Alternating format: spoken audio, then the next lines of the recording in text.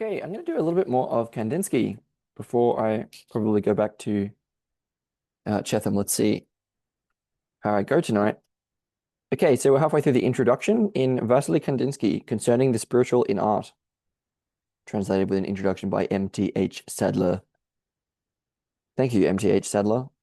Meanwhile, back to Kandinsky. What I'm going to do is read the 2 pages and then go back and break it down a bit because it wasn't very fluent last time. Kandinsky states, imagine a building divided into many rooms. The building may be large or small. Every wall of every room is covered with pictures of various sizes. Perhaps they number many thousands. They represent, in color, bits of nature, animals in sunlight or shadow, drinking, standing in water, lying on the grass.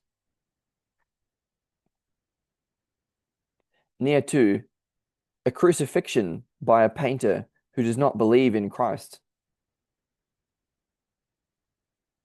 Flowers. Human figures sitting, standing, walking. Often they are naked. Many naked women, seen foreshortened from behind. Apples and silver dishes. Portrait of Counselor so-and-so. Sunset. Lady in red. Flying duck. Portrait of Lady X. Flying geese. Lady in white. Calves in shadow. Calves. Calves in shadow, flecked with brilliant yellow sunlight. Portrait of Prince Y. Lady in green.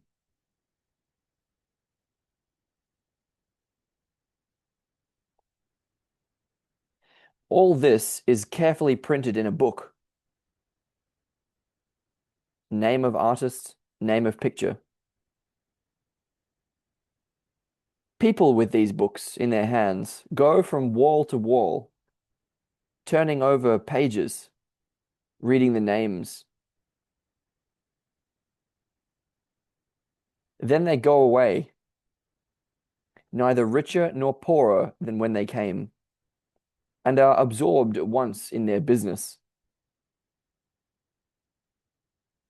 and are absorbed at once in their busyness, which has nothing to do with art.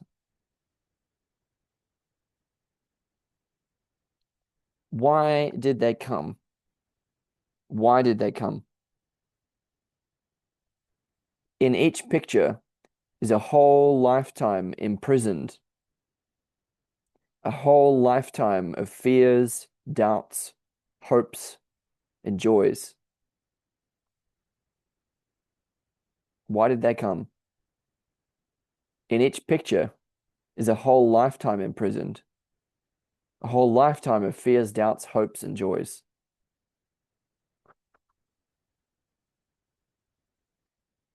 Whither is this lifetime tending? What is the message of the competent artist?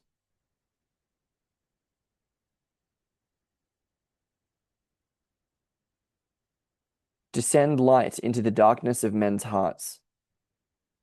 Such is the duty of the artist, said Schumann.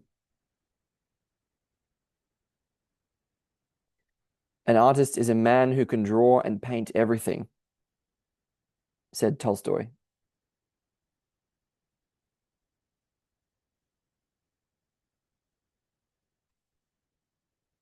Of these two definitions of the artist's activity, we must choose the second if we think of the exhibition just described. On one canvas is a huddle of objects, painted with varying degrees of skill, virtuosity, and vigor, harshly or smoothly.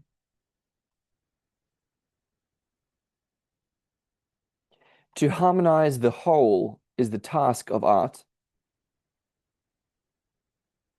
To harmonize the whole is the task of art.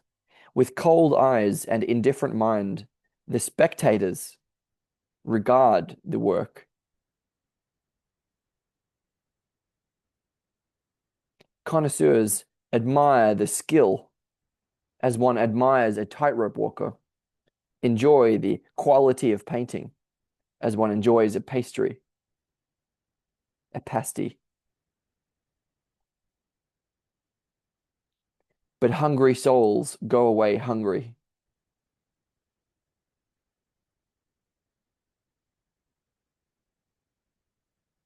The vulgar herd stroll through the rooms and pronounce the pictures nice or splendid.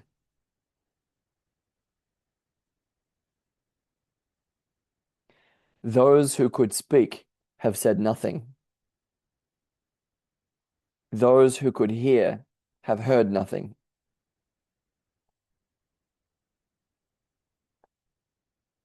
This condition of art is called art for art's sake.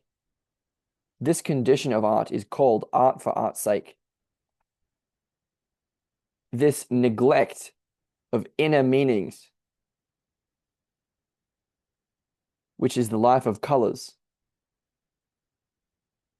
This neglect of inner meanings, which is the life of colors. This vain squandering of artistic power is called art for art's sake.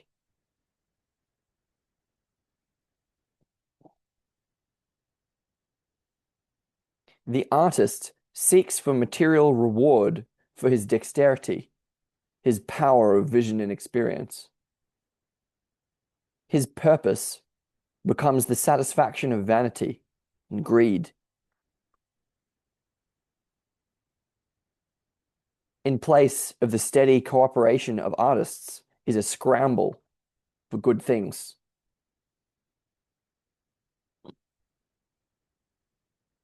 There are complaints of excessive competition, of overproduction, hatred, partisanship, cliques, jealousy, intrigues are the natural consequence of this aimless, materialist art.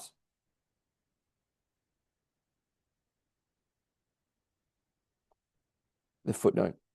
The few solitary exceptions do not destroy the truth of this sad and ominous picture. And even these exceptions are chiefly believers in the doctrine of art for art's sake.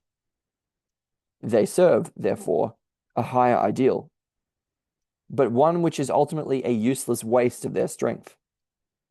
External beauty is one element of a spiritual atmosphere. But beyond this positive fact that what is beautiful is good, it has the weakness of a talent not used to the full. The word talent is employed in the biblical sense. The onlooker turns away from the artist who has higher ideals and who cannot see his life purpose in an art without aims. The onlooker turns away from the artist who has higher ideals and who cannot see his life purpose in an art without aims.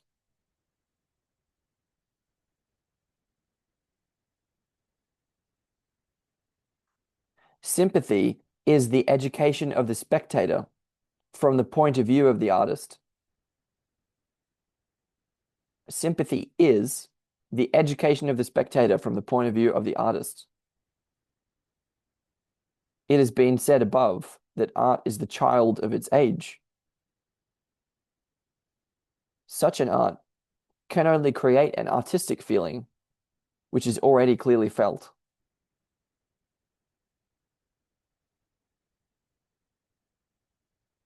This art, which has no power for the future, which is only a child of the age, and cannot become a mother of the future, is a barren art.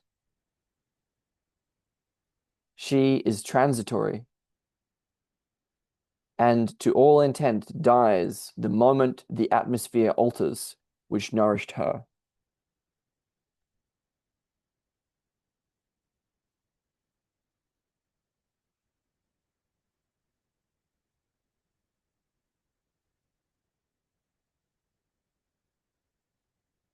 I'm going to pause here and I'm going to comment on this first half of what he said, hopefully gainfully. I mean, I'm kind of spoiling it by saying anything.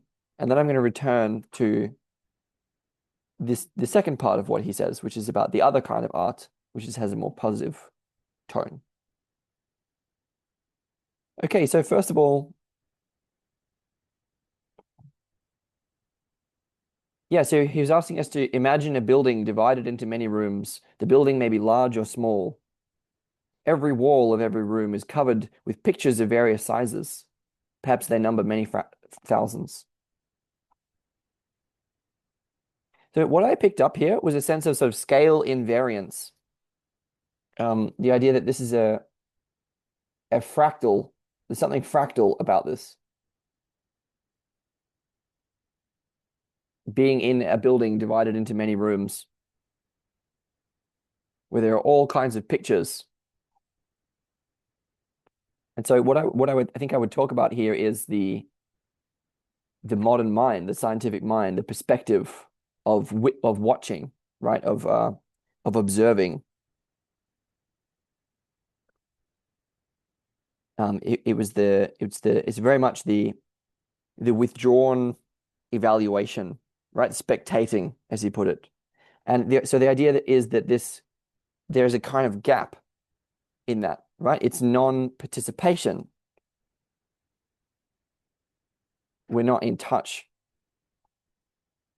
Literally, I mean, look at this, right? It's built into the structure of the world in this way. And I think that can be that perspective is barren, and it's in a way monotonal and singular, and sort of doesn't notice that it's stuck, and it takes itself in the scientific way, let's say. And I'm not equating science with this. I'm saying that there is a perspective that involves this spectating that is very much as a result of modernity.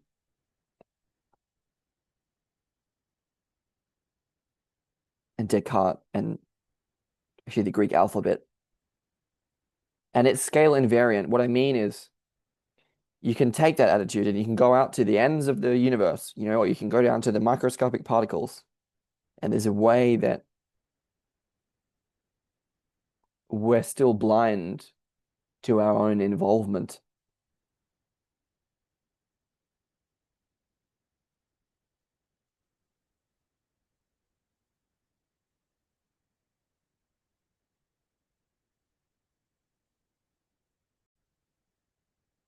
Yeah, so then he gave his sort of long list of different paintings. And then he said, all this is carefully printed in a book, name of artist, name of picture.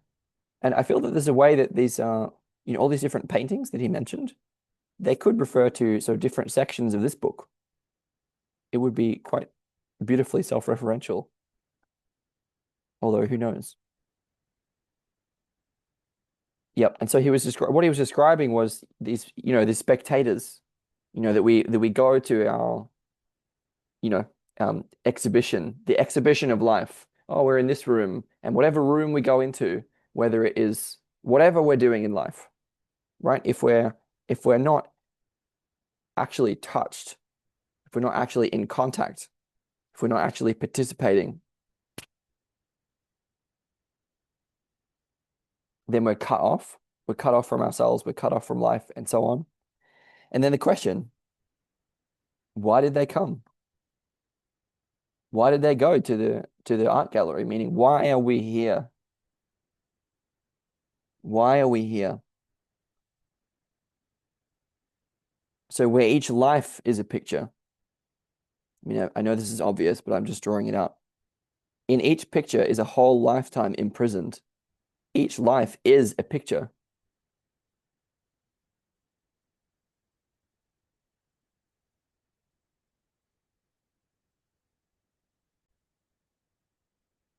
I also noticed this quality of the word lifetime that I hadn't noticed before. The lifetime, the time of life, one's lifetime.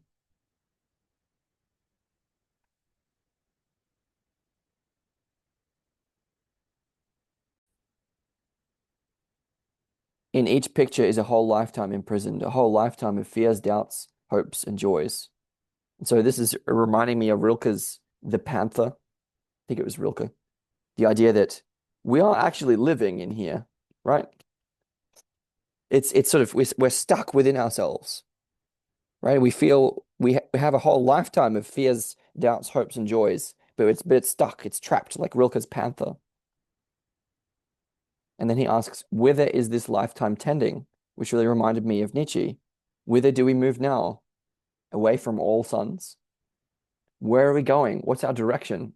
The why question. Why are we here? What are we oriented towards? If each life is a picture, what is it a picture of? That's what he's pointing to. Each life is a picture. Quote, sorry, I said that each picture is a window with a view to the infinite. With a view to the infinite soul, anima mundi, I would say. The vessel of all worlds and all lives.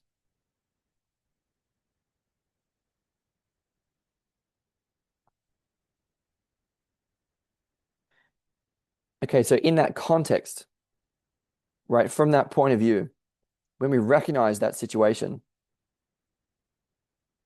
what is the message of the competent artist? What's the point of art? To send light into the darkness of men's hearts. Such is the duty of the artist, said Schumann. An artist is a man who can draw and paint everything, says Tolstoy. And Kandinsky prefers the second.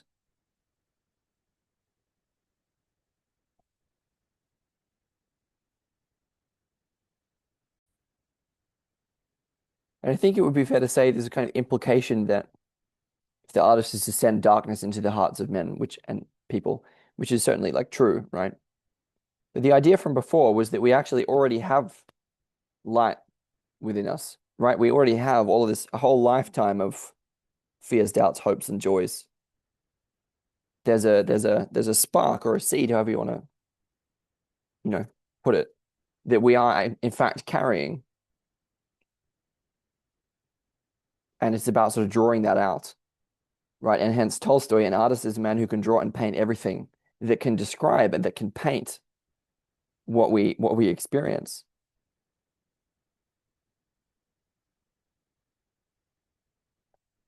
And so there's a way that his preference for the second definition, an artist is a man who can draw and paint everything, indicates a kind of faithfulness to our inner depths, keeping faith with those depths.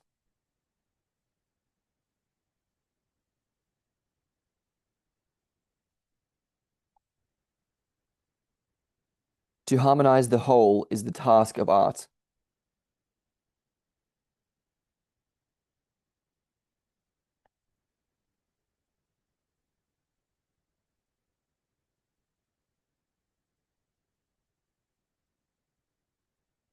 And so when he said then, with cold eyes and indifferent minds and indifferent mind, the spectators regard the work.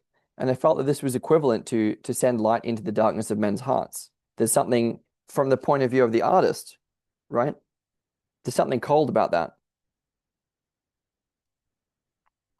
There's a way that if the artist is above, right, and sending light downward in that way, I feel that there's a way in which that is itself spectating.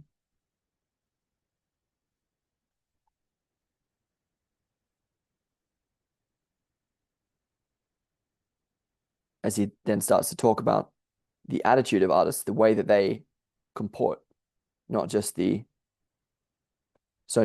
viewer as spectator, but the artist as spectator. The artist as spectator of the herd. The vulgar herd as zombies, zombies in Western culture. Again, to harmonize the whole is the task of art, and we, dear reader, are part of that whole.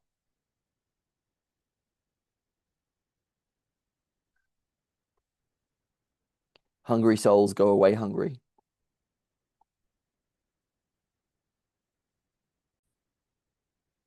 And we get a very strong accusation. Those who could speak have said nothing. Those who could hear have heard nothing. This condition of art is called art for art's sake. It's strong, right? He's trying to call us out of our bullshit. There's something self-consumptive about it, the neglect of inner meanings. There's something narcissistic about it, coming from a deep hollowness, that we don't keep faith with our inner depths as artists and as the vulgar herd, you know. And so again, the quote, the artist seeks for material reward for his dexterity, his power of vision and experience.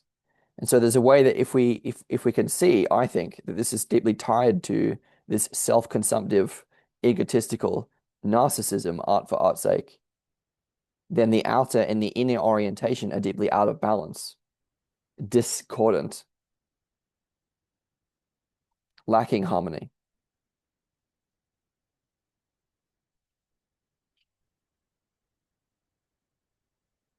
Out of balance.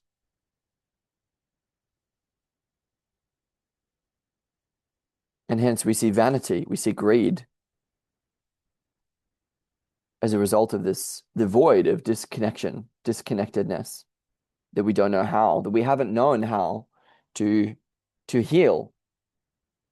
Right? The idea that, I mean, this is forgivable in a way, right? Because it's like, hey, we actually don't know how. It's a really big problem, like a centuries and millennia old problem. So there's kind of a thing of, hey, maybe don't heap it all on the artists, but the question is, can we come down into our humility and get together in a way that can help us to recognize the, I would say now, holiness of the between.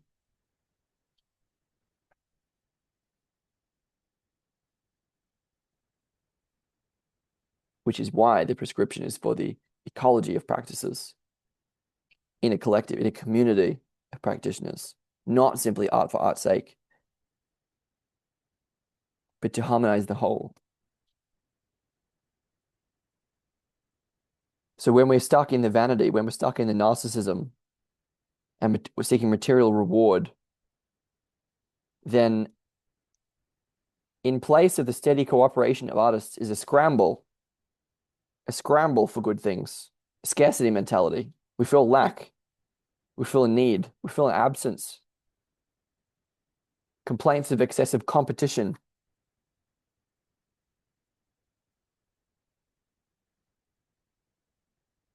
And so on. Hatred, partisanship, cliques, jealousy, intrigues are the natural consequences of this aimless materialist art. If we're disconnected not only from, let's say, inner and outer, but from what is highest, which is why the book is called Concerning the Spiritual in Art. The onlooker turns away from the artist who has higher ideals and who cannot see his life purpose in an art without aims.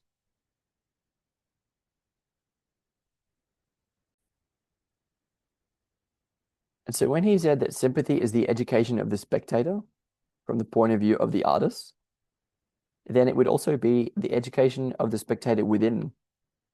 The idea that an artist carries within themselves both spectator and artists, and that the artists, in a way, as the self, can educate, sympathize with the spectator.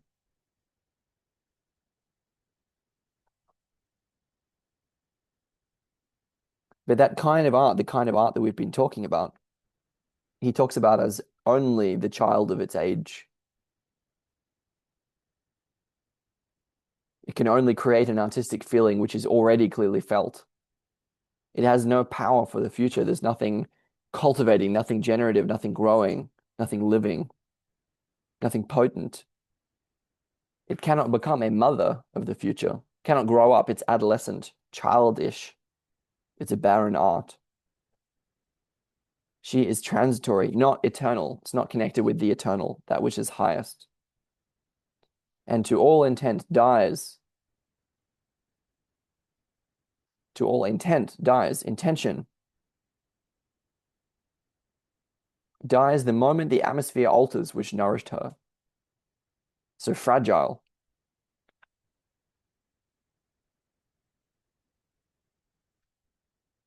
Not robust, not resilient.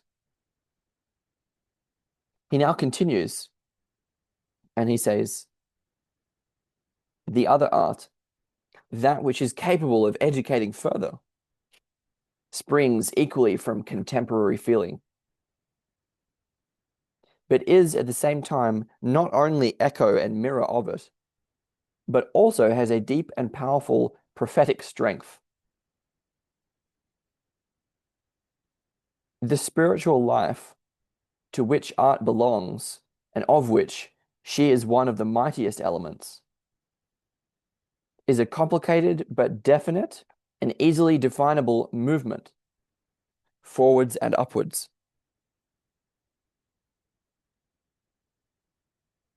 This movement is the movement of experience.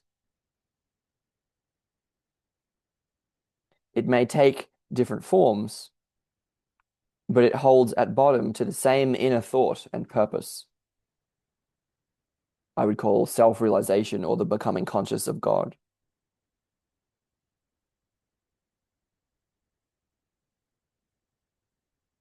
Quote, veiled in obscurity are the causes of this need to move ever upwards and forwards by sweat of the brow through sufferings and fears.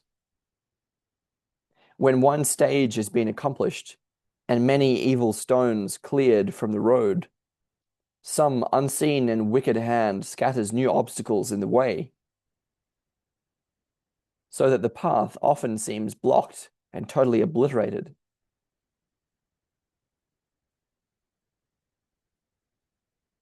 But there never fails to come to the rescue some human being, like ourselves in everything, except that he has in him a secret power of vision. He sees and points the way.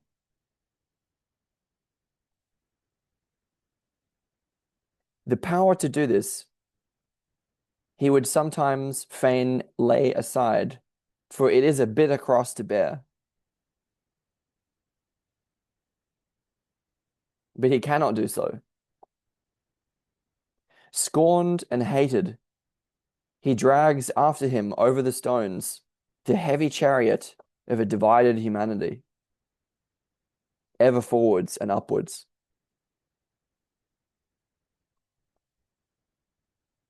Often, many years after his body has vanished from the earth, men try by every means to recreate this body in marble, iron, bronze, or stone on an enormous scale.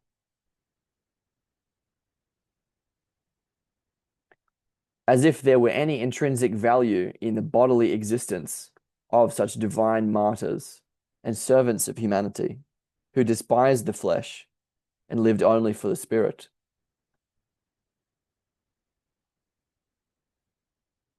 But at least such setting up of marble is proof that a great number of men have reached the point where once the being they would now honor stood alone.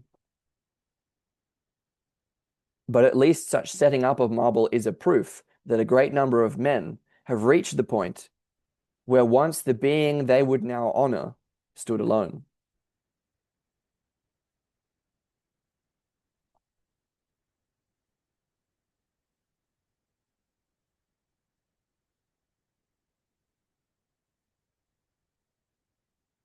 that is the image that I used to depict this. And so, I mean, this speaks for itself, right? I mean, this is why I wanted to put this here. I mean, wow.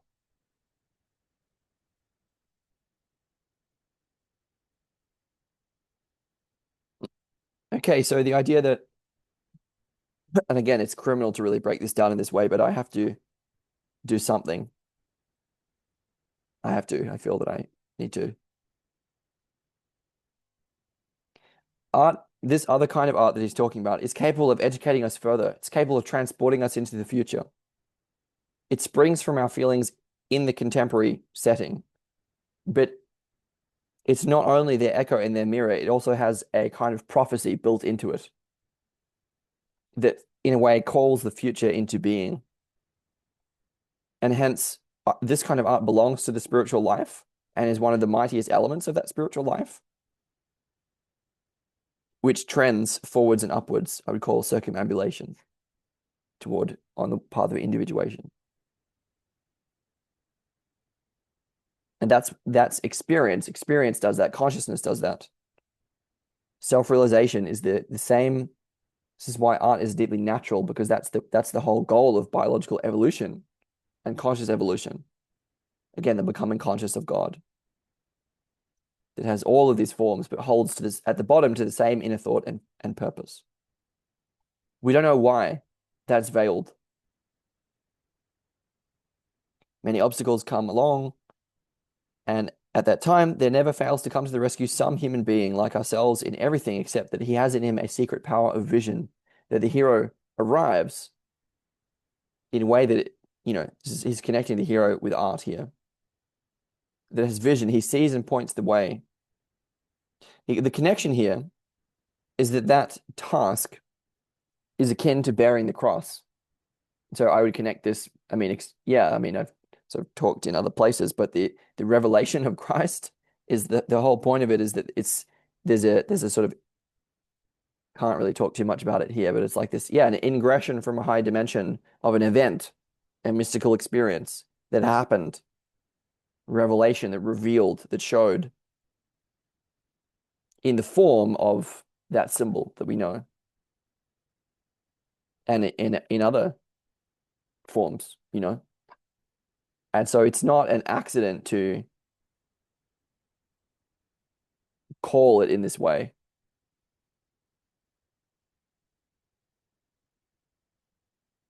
Scorned and hated, he drags after him over the stones the heavy chariot of a divided humanity, ever forwards and upwards.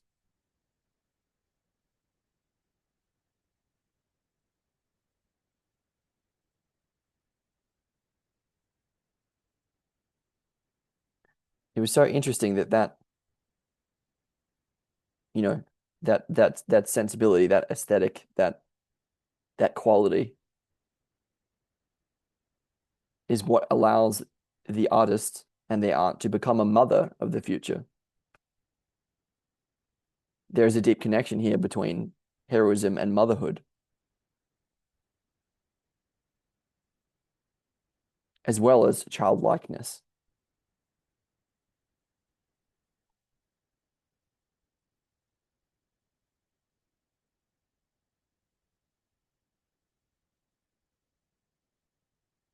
I'll leave it at that. Thank you, Vasily Kandinsky.